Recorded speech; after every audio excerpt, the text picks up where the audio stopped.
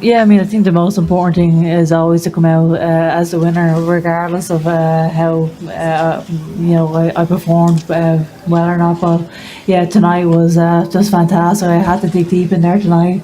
I had to produce a career-defining performance to actually win tonight, and what an amazing champion Amanda is as well. A phenomenal fighter, and we definitely got the best out of each other tonight. That's for sure. But everyone was talking about coming into this fight. It was the biggest fight in women's boxing history, but I think it actually exceeded everything that people were talking about this week. And yeah, just even walking out to the ring today, just looking at the packed stadium, unbelievable stuff. It was absolutely special moments. The best night of my career for sure. I wasn't sure if anything could reach my Olympic gold medal moment, but tonight was absolutely the best moment of my career. Wow.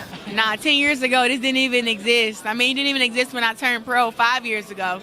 I think with all my hard work and Katie Taylor, Amanda Serrano, Michaela Mayer, all of us just kind of like fighting the big fights and making our small demands to get to where we are and building our brands has got us here. And we've been able to show that women's boxing is at a very, very high level. Where do you think the next step is for women's boxing? Because it's only going to increase in popularity. Where do you think it goes from here? I think women's boxing goes to superstardom. I think that we're going to have our superstars, our mini superstars, our regulars, but they're going to be able to build themselves up. I think that women's boxing is getting super close to being to equality, where like we get paid like the men, we fight on big cars like the men, we headline where men are our undercards. I think women's boxing is going toward that after this. Like, obviously when I got beat against Licia back in November, I was just thinking, what now? Like, what do I do? I'm going to have to really build up, and never in a million years did I think I'd be world champion again in less than a year. And that's a massive thank you to Matchroom and Eddie for believing in me and investing in me and getting me this opportunity. And just in me and my team and daring to be great. And sometimes you got to take the risks and push yourself out of the comfort zones, and you got to kind of shut off all the doubters and the trolls and all that stuff, because no one knows truly how you are in camp. And yeah, you have to give it all the credit, because it's Katie Taylor and Claressa Shields that really got women's pro boxing seen and talked about, and also Eddie Hearn and the rest of the promoters that are big in women's boxing up. So you have to thank them all, and you have to give them all the respect in the world for it, because if it weren't for them, we wouldn't be in this position. Do you get a sense of the impact you're having on younger female fighters now? Yeah, I speak to a few young girls, and that like their parents always contact me about the young girls looking up to me, and they've always watching my fights, mimicking me and stuff. And I think, God, what an achievement that is. It doesn't matter about belts sometimes, it's about what you're doing for other people. And sometimes I think that's even a bigger reward than actually what you're achieving, because you think, I am generally excited for the next generation to come through, because I think they're going to be bigger and better, and I want to be out before they come through, because I'm going to end up getting my ass beat. And Savannah, how does it make you feel that also you played your part in an epic fight that will go down in history? Yeah, I'm very proud of me and all my team, everyone who brought a ticket, everyone who come to support. I'm still amazed that 2 women managed to sell out the O2 Arena, because most men don't even do that. Mm-hmm. It means everything, honestly, to be fighting in the UK. The fans love the sport. They respect the women fighters. They respect boxing. And to take this back is legendary, you know. I, again, fought in her backyard. I was the underdog. I did have people, doubting me and saying that Michaela was, she was the favorite, that I wasn't going to win, but I proved everybody wrong, and I became the unified champion of the world tonight. Man, listen, just standing out there, seeing the biggest crowd that I ever fought in, just looking up and saying, wow, like, women did this. We did this for the sport of boxing, and we made history tonight.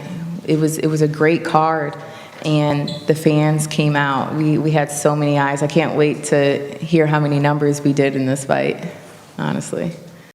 Yeah, you don't ever, I think, as an athlete, appreciate like what the bigger picture, because you're always just focused on the result.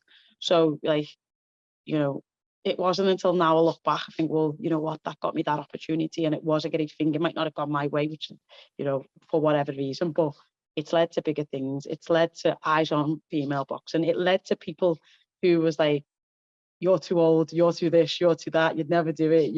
You know, it led to them being, you know what, we're a fan, and that's what we needed. And like I say, we need to be seen, and the biggest and best fight. I don't think there's a fight of the year now which doesn't have a female fight in that category, and that just goes to show how far we've progressed. But we still have a way to go. But you know, if you ask the likes of Jane Couch, she will say how massively improved the game is from her day. So, you know, we've got to, you know, ride the crest of the wave while it's still here, and while we still can, and just keep, you know, battling on to break down them barriers, and to get more people on board, and to be more visible, and to, you know, make noise. More or less? No, it was truly amazing to have, you know, all my Puerto Rican people flying out from Puerto Rico coming to support me. I felt like if I was Tito Trinidad, Miguel Cotto, this is their home. And have all the Irish people out there, you know, even if they were booing me, it was just a great turnaround. It was just an amazing feeling, and you had two women main eventing a sold-out MSG. Who would have thought that? You know, you had two great champions going out there and giving it their all, and the crowd was truly amazing. When you walked out, it looked like you kind of took it, everything. Did that moment almost overwhelm you for a second? Like, what's going through your head in that specific moment? Because you never experienced anything like that. No, I was lucky my last two fights being the co-main event with Jake Paul, and I was able to experience that. But this time it was me, and I was told to enjoy every minute of it, and that's what I did. I just took it all in.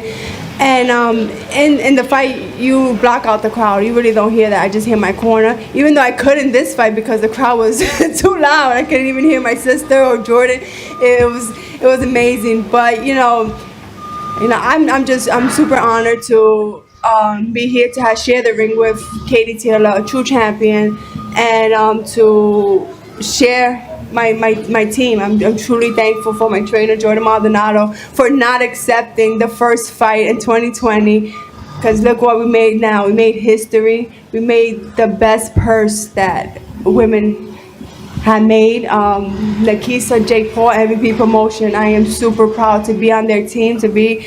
I hope they're proud of me. I put on everything out there that I could, but you know, it is what it is.